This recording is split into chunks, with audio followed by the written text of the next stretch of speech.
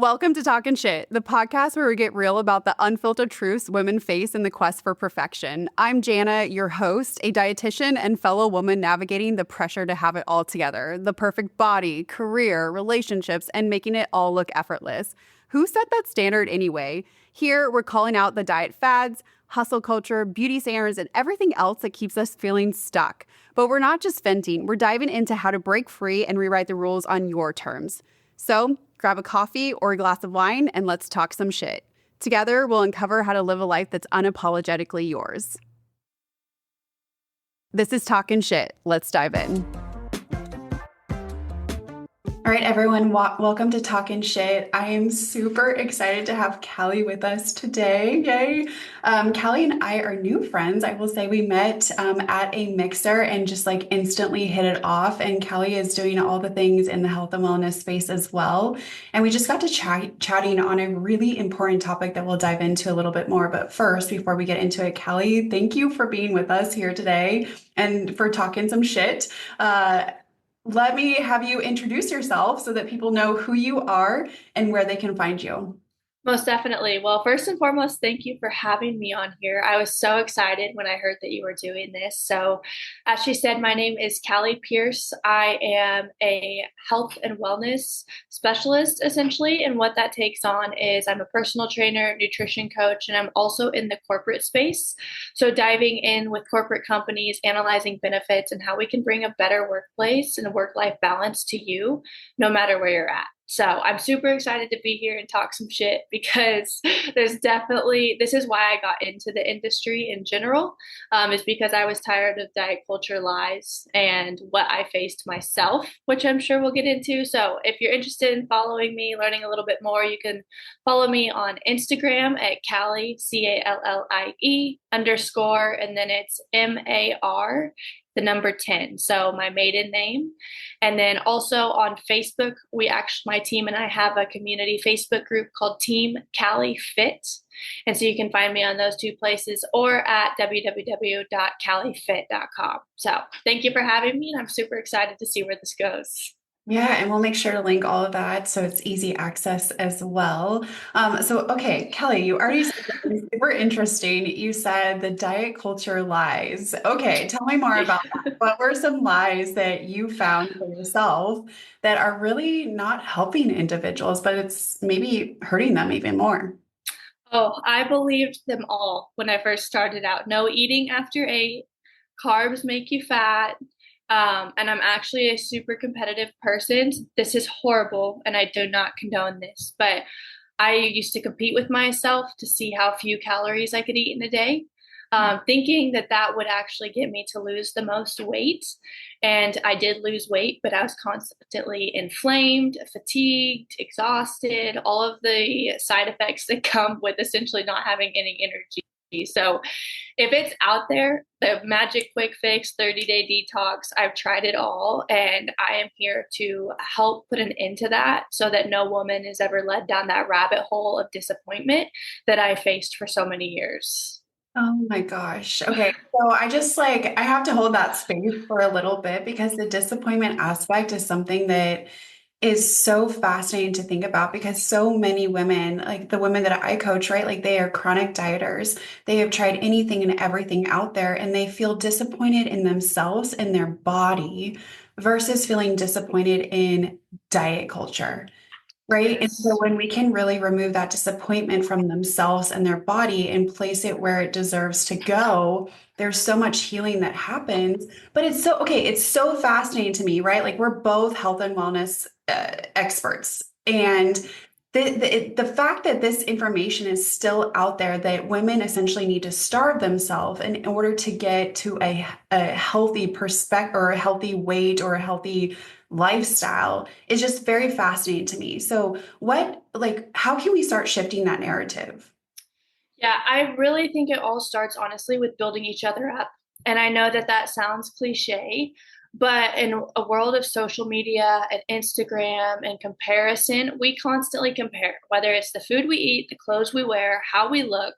We know not one of us is built the same way.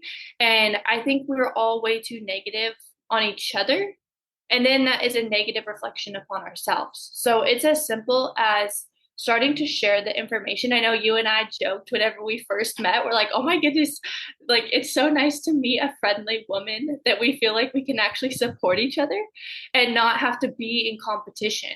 And I think that's really where that shift starts is when we start promoting one another, sharing the information, what we've learned, what hasn't worked, what has worked, and really creating that safe space like you talked about. Yeah, so true. I heard this like quote that's like circling on Instagram. It was like women at the top are collaborating, they're not in competition with each other. And I was like, oh. Oh, that gives me goosebumps. Right? Like we want, I mean, and I have a saying that health is a team sport and it requires so much more than yourself in order to be healthy, in order to have a healthy community. And we all need each other to be able to live our healthiest life. But so Yes. often, okay, so this actually gets into something really key. So many women feel like, oh, I just need to do it on my own. I need to figure it out. I don't need any help. Like, and there's like a deficit in themselves if they do ask for help. Do you see that too? Yes. And so that actually ties directly into my corporate wellness approach. Is it nutrition and fitness is important, yes, but that's only one pillar of total well-being. I mean, if you're not taking care of yourself from a family standpoint, like you said, emotional well-being, and even financial health, they all go hand in hand and it all ties into every aspect of the community. And I think that is where, like you said, we get so focused on how little can we eat and how little can we weigh that we don't even realize how it's impacting our family health, our relationships around us, like the community in which we live, and it impacts everything. So you're 100% accurate. Mhm. And I'm actually like flashing back to, so we have this in common, right? Like I think I shared a little bit, like I got into becoming a dietitian because of my own struggle with food and I had a lot of GI problems and I was restricting food as well. And I remember like I got to the point where I was like, okay, if I can stay under 500 calories a day, then I'm good. And it was interesting because I did lose the weight and a lot of people were like, oh my gosh, you look so good. They Yes. did not understand that I was starving. I felt like shit still. And it was all in the name of, well, I wanted to look this way because this is what is societally acceptable, right? It had nothing to actually do with health. It had all to do with appearance and frankly, vanity, right? Like, oh, if Yeah. I look this way, then I'm good. No consideration for mental health, mental well-being, energy, right? Like ability to lift weights. Because at that point, I wasn't lifting anything, right? Like I was just so tired because I wasn't like fueling myself. Right. Yeah. Not. Oh, sorry. No. I was good. This gets me passionate because nothing is more infuriating to me than when someone comments on another person's weight. And this actually just happened to me recently, but it did happen to me when I went through all this with my freshman year of college. And instead of gaining the freshman 15, I lost freshman 25, which I was getting turned in for a whole bunch of eating disorders from my team and all of that. But outside in the normal community, I was getting compliments on how thin or how fit I looked when really I was a walking skeleton and I was starving. And so that always put the fear in my head when it did come to finally develop a healthy relationship with food is how am I going to be perceived now that I've gained a little bit of weight? But what's even more infuriating to me now is as a woman, I just got married 2 months ago, and I was at the gym, and I had a few women come up to me and tell me how good I looked. So I lost 15 pounds for our wedding in a healthy, sustainable way. This was a complete different approach, but she made the comment of, "Oh yeah, but my sister said it's just for your wedding." Like my physique was not maintainable, or because of a X goal, then I had to meet X requirement to look good in a wedding dress. And while I did want to look and feel good, I was like, oh, so now they don't think I'm going to maintain this outside of a wedding. Like it was, I crash dieted just to fit into a dress. And it's not that they came at it with a negative approach, but that is the culture that we've all been bought into believe since we were little. Well, and frankly, that's what most people do, right? Like most Yeah, people are like, okay, I have to lose this weight for my wedding, and then after it's like game on, or I'm going true. on vacation, or I want to look good for when I see my family for the first time during the holiday, right? Like a lot of times that's what motivates us to be able to lose weight. But I love how you said that is you did that in a healthy, sustainable way. And I think there's nothing wrong with women feeling healthy, confident, and strong in their bodies. It's all Yes. about how we go about doing that that we're really focused on because if you're not eating, right, like that's not healthy. If you are losing your mental health, that's not healthy. There are certain approaches that we definitely want to take for you to be the healthiest person, like you said, mentally, physically, emotionally, spiritually, financially. That is all part of your well-being, even outside of that number on the scale. 100%. So So, that's okay, so what started shift? Because before we started recording, we talked about like this idea of self-respect. And you and I have talked about this a little bit, and it's very different approach as it relates to self-respect in the health space. So tell me a little bit more of how you see that and how you apply that not only to your own life, but also with your clients. almost definitely. If my team listens to this, they are going to know right off the bat because I've been talking about this quite a bit. And it really comes down where it all started with is in the world that we live today, so much body positivity and self care is promoted. And I think that is great. But I think that we're going about it in all of the wrong ways. And so, to be more specific, self care, and myself thought this self care was sitting in a hot bath with a bottle of wine and a box of chocolates, turning on, like putting on my robe, sitting on the couch and not doing anything but stuffing my face and ultimately feeling worse at the end of the night. And I feel that when you say self care, instantly, I mean, do you instantly think some sort of junk food or pleasure? I think of wine and like getting nails done or whatever. Yeah, that's Yes, the first thing. Yeah. yes. And I really think we need to shift it to self care is self respect. And you owe it to yourself to do self care. Like, those are all good things, getting your nails done, taking a bath, but it's got to be something that's going to build you up and leave you better after it. That is what self care is. And the box of chocolates, the bottle of wine, while all that's fine in moderation to enjoy, when at the end of the night you feel like you're going to be sick or you wake up with a hangover the next day, you really only set yourself back farther for a tad bit of instant gratification when you could have used that to really engage in something like reading a book, getting a massage, going for a walk, engaging in some sort of exercise that's truly going to build you up and not only fuel you emotionally and mentally, but it's also going to take care of your body as well. And I won't get too far ahead, but I feel like taking care of yourself right now in society is almost deemed as a negative as, oh, you're dieting or, oh, you can't do this, you can't do that. It's like, no, taking care of yourself is the one act of self care. That's the one thing you owe to yourself. Like, no one else can give it to you.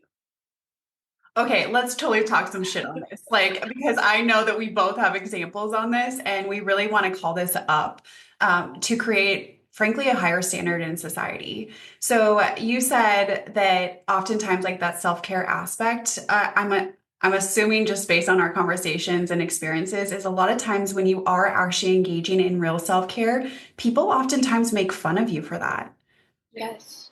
So I'll give an example, like, and this is always very interesting. Like I am in different social situations, often like networking events, just like hangout events or whatnot. And, people have shared with me that they're afraid to eat a meal with me because I'm a dietitian and they're afraid that I'm going to judge everything that they're eating. One, I don't have that brain space, right?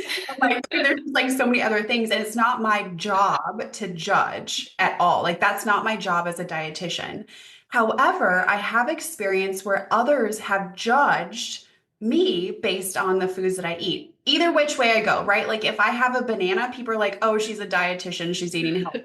If I have a slice of pizza, they're like, aren't you a dietitian? Like shouldn't you not be eating that? Right? Like so no matter which way I go, it's like people are judging me. I'm not judging them.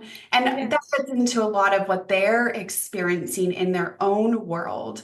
But it is interesting when you are eating the vegetables, eating the fruit, taking the walks, taking the breaks, not stress the F out, people really start to judge that. Why do you think that is?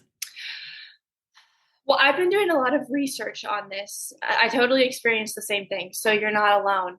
But I've been doing a lot of research and reading what other countries do. And the American culture, it's like we thrive on burnout, essentially. Like we wear it as badges of honor. We're not actually thriving, but in our societal imaging, we think that we are, the harder we go, the more we push, the better we're doing.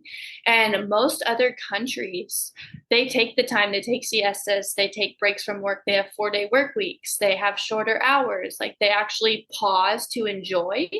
And I really feel that we are running ourselves into the ground. And I know for me, and I've been doing meditation probably consistently about 6 months because I'm not very good at it. But for me personally, as someone who does tend to be a high achiever or go, go, go, I know that when I do step back to care for myself, it feels selfish at times. And I also feel lazy. And it's not that I truly feel lazy, but the first thought that pops into my head is, what are people going to think? Or how are they going to think that I'm not doing enough? And I really feel that it comes from that societal message of, if you're not constantly climbing and achieving, then you're only getting set back. And I think in the long run, it's actually the opposite. And I can talk out of both sides of my mouth because I still struggle with this. Yeah. But really, the people who live the longest, healthiest, happy lives are those who lead more simple lives and take care of themselves and are not so caught up in the materialistic or ego driven society. And that's fine if you like that stuff. Like I said, I struggle with it myself, but I truly think that's where a lot of it is driven from. Yeah.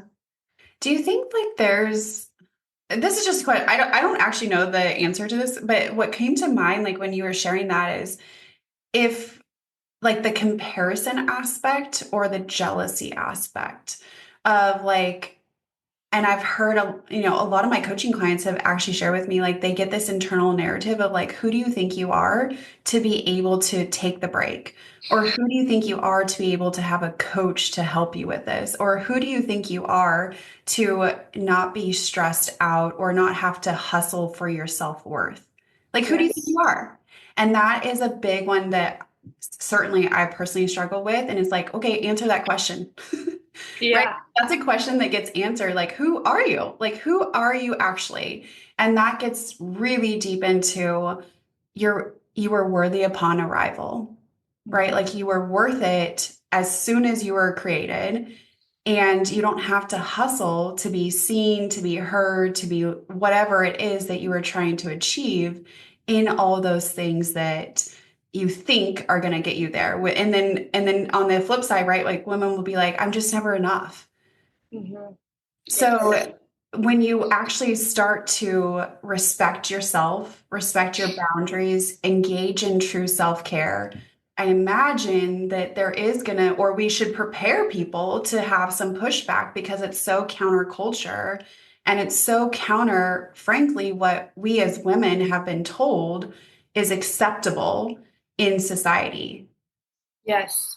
And my biggest piece of advice, because it's something I've been really working on, would be to um, get out a journal, whether it's your phone or a notepad, Google document, whatever it may be, and physically type the words of who am I? And then create another column and it says, what have I done? And start listing on the what have I done and so on the who am I, start listing things that you like to do. Like no productivity needed. What do you like to do for yourself? And then on the what have I done, just start writing all the things you've done, whether it's places you've traveled, if you got a college degree, if you graduated high school, if you parasailed on the ocean, like they don't have to be monumentous things, but you're going to start writing and you're going to realize, oh my gosh, like I'm a mother, I'm a sister, like how many things you've truly done that define you. And you're not just defined by your weight, your image, and what you do in life. And to me, that really opened my eyeballs and started to see, like, okay, who am I truly as a person and what does define me? Because I played college softball and I thought softball defined me. Like, there's no money in professional softball. So I don't know where I thought I was going, but I thought softball was my whole life and that's who Callie was.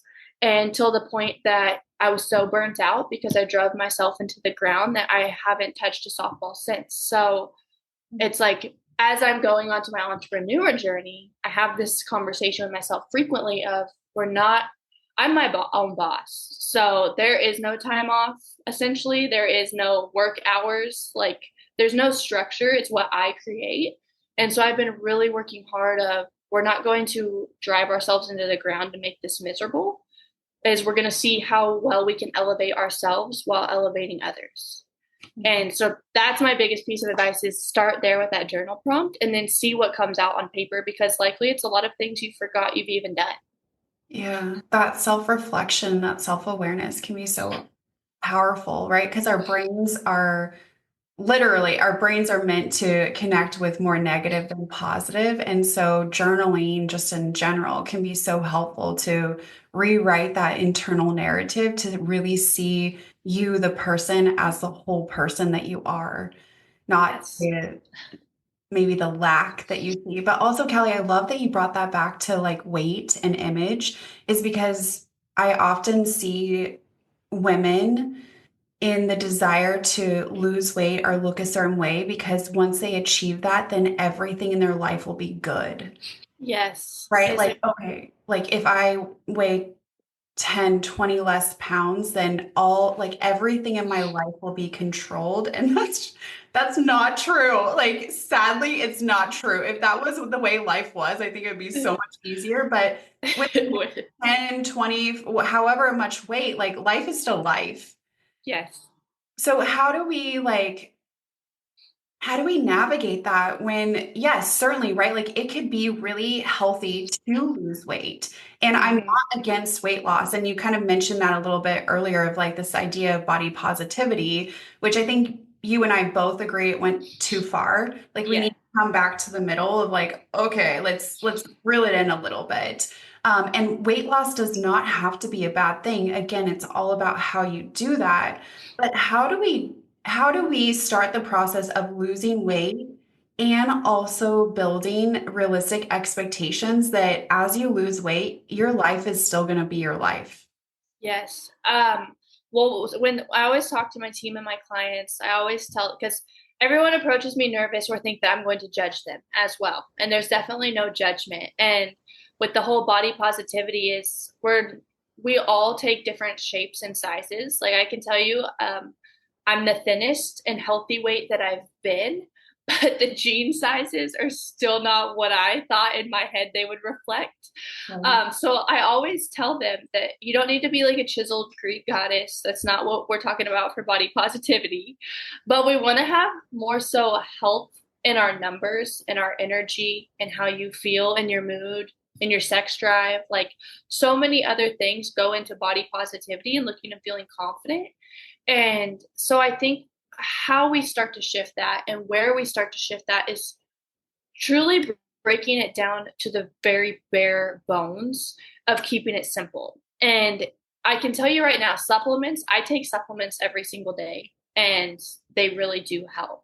But if someone is trying to sell you a solution that is going to magically fix your health or your weight or your body image, how you look and feel, run the other direction because there is no one supplement. If you can take that supplement, that's fine, and it may be supportive in a weight loss journey, but you need to start with the bare minimum of a lifestyle change that's going to support it before you do anything else. And what I mean by that doesn't mean we have an all or nothing mindset. This is what I work with my team a lot all the time. It doesn't, I'm actually talking about this right now, is we don't have to have everything figured out right now with the lifestyle you live, but we can make small steps every single day to better your health, whether that's getting in an extra 10-minute walk, like adding in 3 10-minute sessions, eating whole foods instead of a bunch of processed or microwavable packaged items. Now, I still eat some of those, but most of my meals revolve around a lean protein source, a lot of color, so fruits and vegetables, and then adding in a healthy complex carb, like whether that's a rice or potato or starch. But if you can eliminate a lot of the processed foods, add in more water and steps, you're going to elevate your life right there. Commit to doing that for 3-4 weeks, and I can promise you're going to feel a difference. Mm-hmm. Don't let the scale dictate what you do on a day-to-day basis, because so much goes into that number. And at the end of the day, like Jana said, no one knows that number but you and maybe your doctor. Like, I'm the worst weight guesser in the world. So that number is irrelevant. Don't let it dictate so much of your life and what you do. For example, this morning, I was supposed to go to the gym, but I didn't make it there, long story short. But I could have just sat in bed and been like, oh, that was a fail. What I did was busted out the yoga mat, did a body weight workout. You're still using your body, you're still using your muscles, and it still counts as a workout. It doesn't have to be an all or nothing mindset. You have control and you owe it to yourself, like you owe you, to set the standard and hold that, because that is true self-respect. 100%. And I also love what you said of like, we do want to find that middle ground. So so it's interesting because on social media, right, like you kind of have to take a stance. And I recently did a post on GLP-1 injections that I was absolutely against them, which for the most part I am. There's a very small subset of the population that really benefits from them. But even from a supplement in, like people will ask me all the time, like, oh, is this supplement, whatever.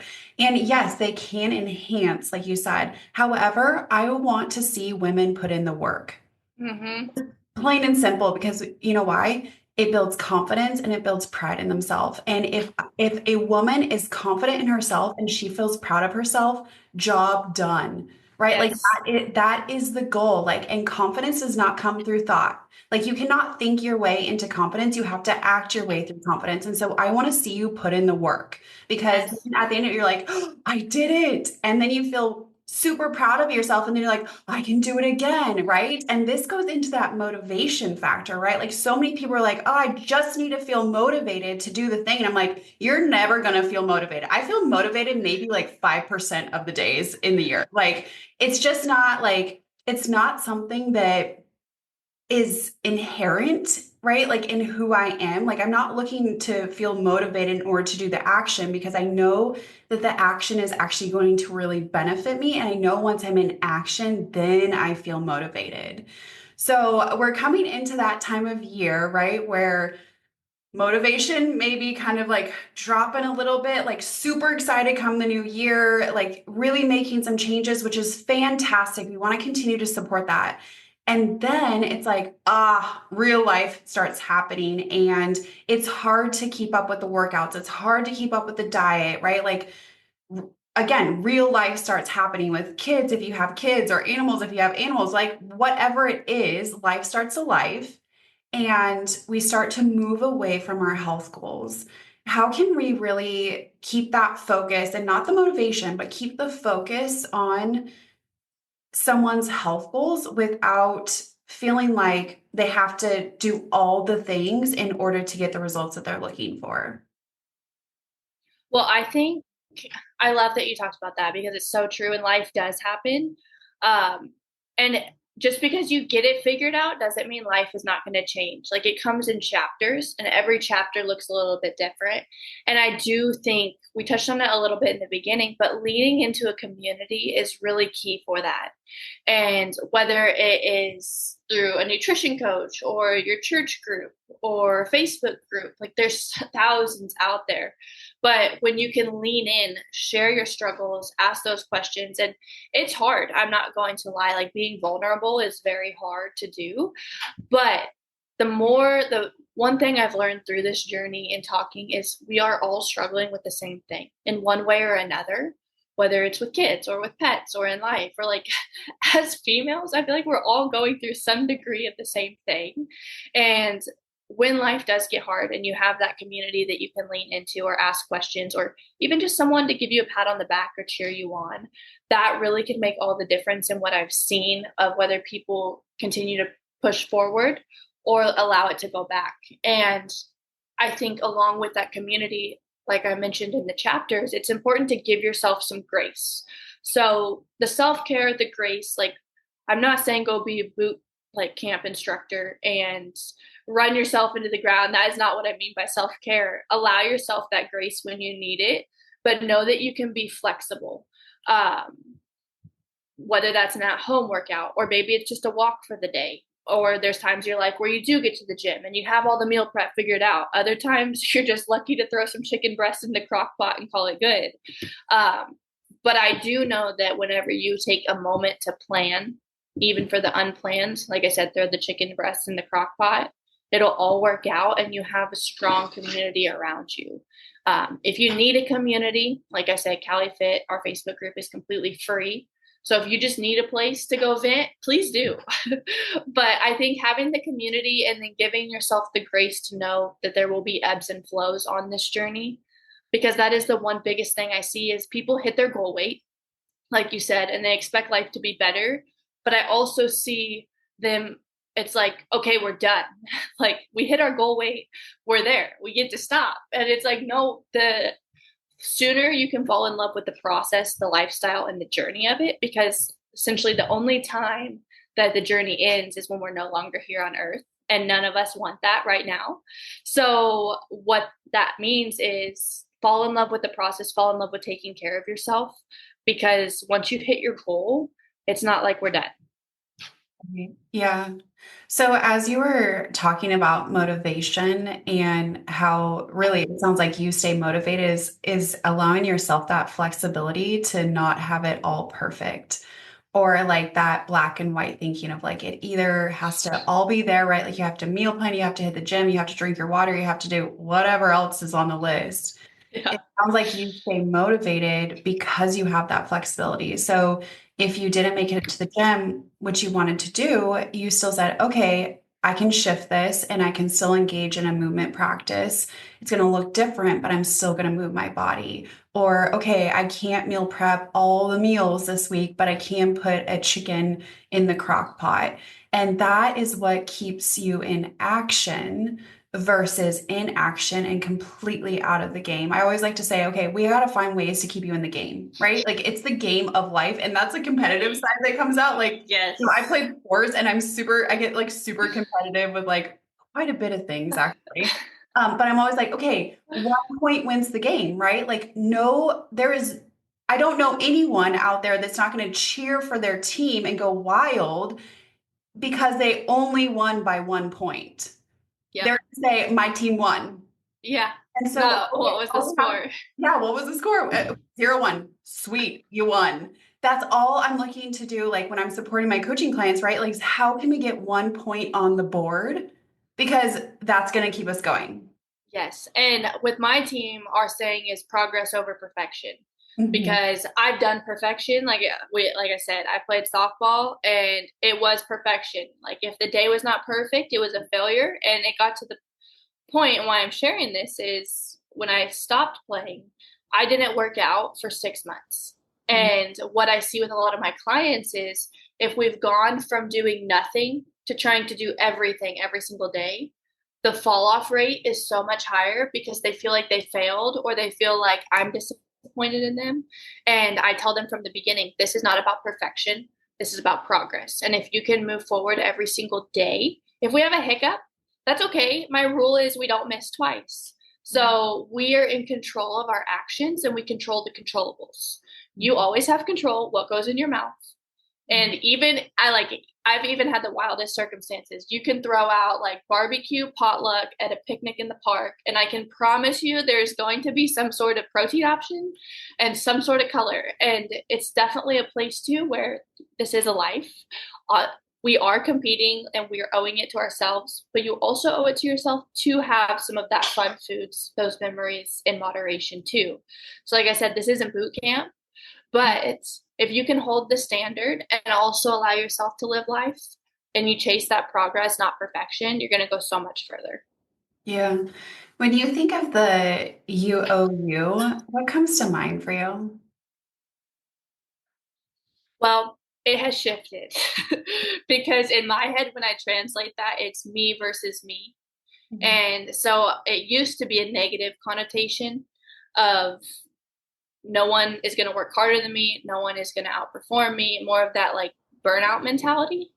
But now the you owe you, I've really shifted it in terms of the self-care of you owe it to yourself to not be constantly and chronically stressed out to the point of like shutting down. You owe it to yourself to look and feel your best. And the biggest one for me, it has been a shift, is on self-care. Getting your nails done, getting your hair done, like look good, feel good type things. I do support those, but for a long time, I did not in my head. And it was a me thing, is I always saw them as very vain.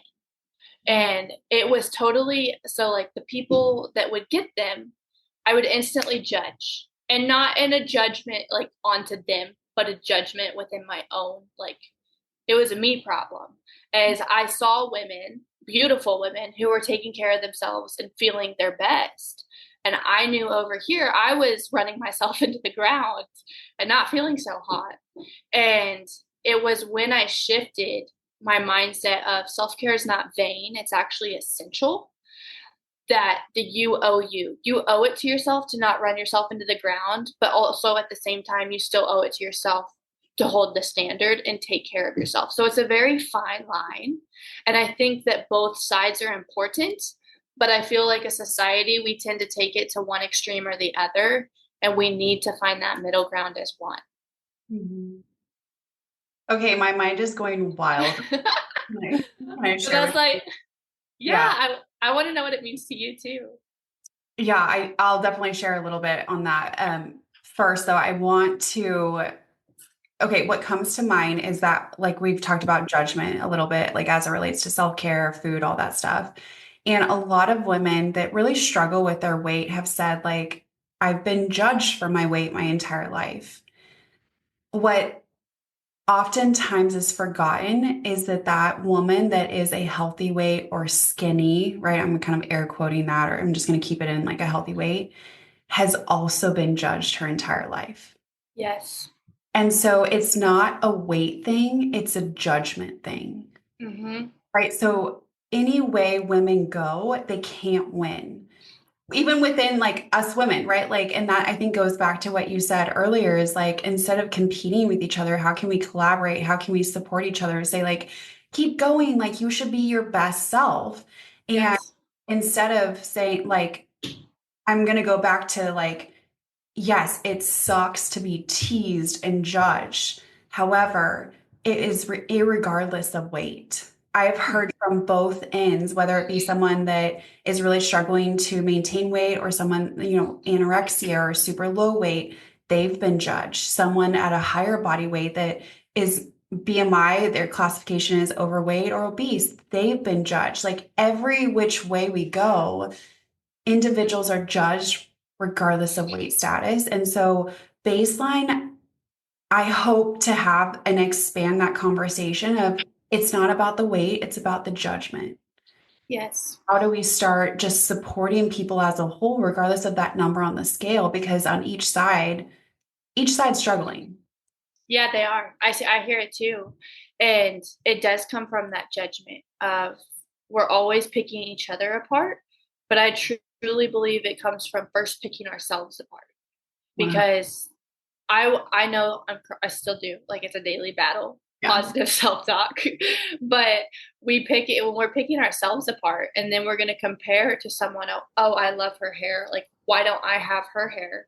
But then it becomes envy and jealousy. And then by nature, because we were meant to survive, we find a way to compete with one another rather than pulling each other in. And so I do believe like it's against our instinct and our nature to share and like be close and build each other up. But I do know that it's possible. And I truly think that it's essential for the progression of us, like human society in general, to start caring for each other and caring for ourselves and taking a stance rather than letting it slide or secretly tearing each other down. Or just feeling horrible inside, right? That stress, that exhaustion, that burnout that you mentioned, it doesn't feel good at all. And so how do we start shifting that? Yeah, no, 100%. Like I said, it's going to take all of us one step at a time. But I think the biggest thing is find a community in your area or one person around you that you can start building that relationship and then start pulling people in from there. And like I said, keep it simple. Think very basics: walk, water, sunlight, minimally processed foods. Don't go spend your whole paycheck on some detox supplement, uh, and really help each other out with that. Yeah, keep it basic. So true. Okay, so I'll share what comes to my mind when I think of like you owe you, and I'm right there with you, like it's totally changed. Um, Now it's I owe it to myself to be my best self, whatever that may be. And I will say that is super hard because a lot of limiting beliefs for myself start coming up of I am that person that has had that narrative of who do you think you are?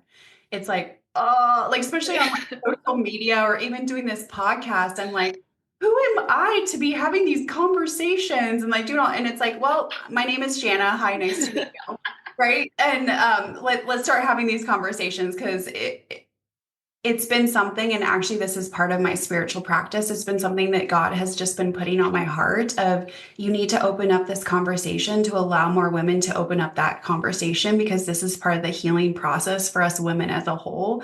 And so tuning in, having that alignment just with God and that spiritual aspect of well-being has been so powerful to be able to say you owe you, and you owe you to feel really damn good. Like that is because frankly, I struggled for so long. Like I know what it feels like to hate my body, to look in the mirror and literally be so disgusted with myself, to, let myself down, not have the self-respect, not have the self-love, not have all these things that I, support women in because I know what it feels like. And more importantly, I know how to get out of it. And I know that there is so much more on the other side. It is a rewriting of that internal narrative that is going to get you to that other side. And it is totally possible for every single person.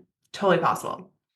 So that is what you owe you means and what comes to mind on that. So I just want to close out as we are, oh my gosh, this went so fast. I know.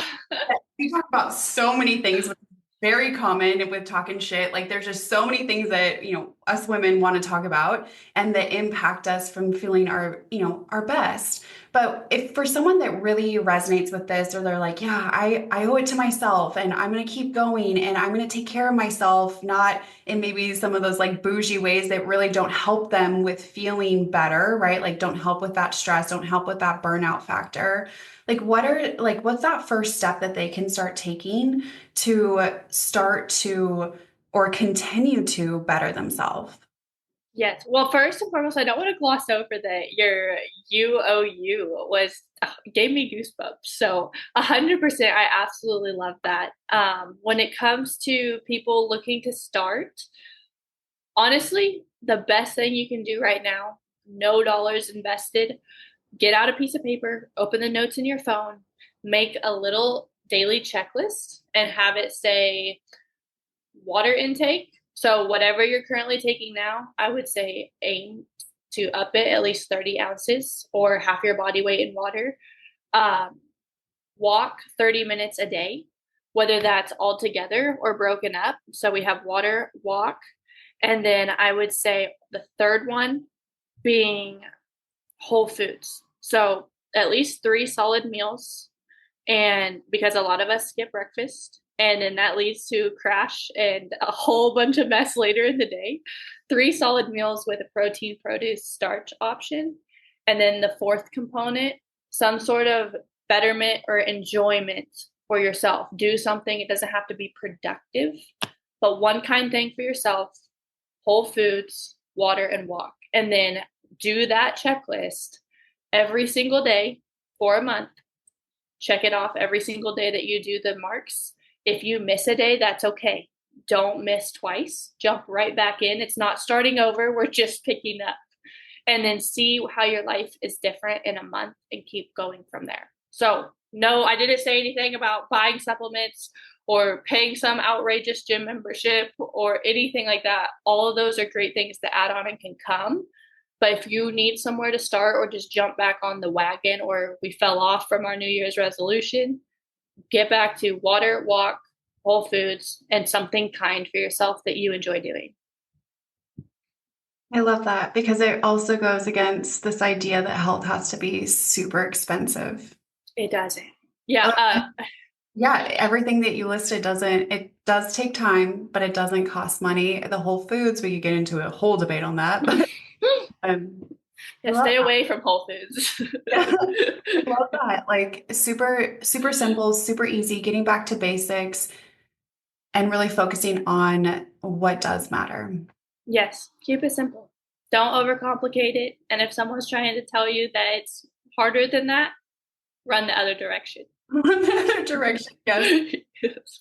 Awesome, Callie. I so appreciate this conversation. I know we could talk about a lot more and dive in even deeper. And this is something that you and I are both passionate about. So I love that you shared your passion with this talking shit community. I know that I'm going to get a lot of responses just like, oh my gosh, that was so good. So thank you so much for your time. And I'm sure I will see you soon.